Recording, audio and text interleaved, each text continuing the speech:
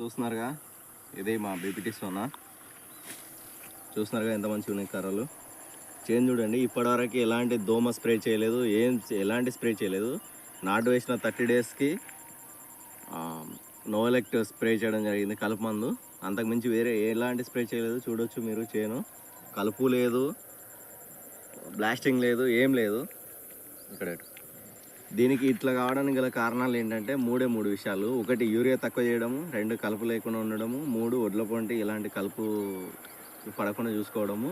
ఒడ్లు నీట్గా పెట్టుకోవడము, వాటర్ తక్కువ పెట్టుకోవడం పొలంలో. ఈ 3 పనులు చేసుకోవడం వల్ల చేను నీట్గా ఉంది ఫ్రెండ్స్. ఇది ఈరోజు వీడియో నచ్చితే లైక్ చేయండి, కామెంట్ చేయండి, ఛానల్ సబ్స్క్రైబ్ చేసి సపోర్ట్ చేయండి. జై.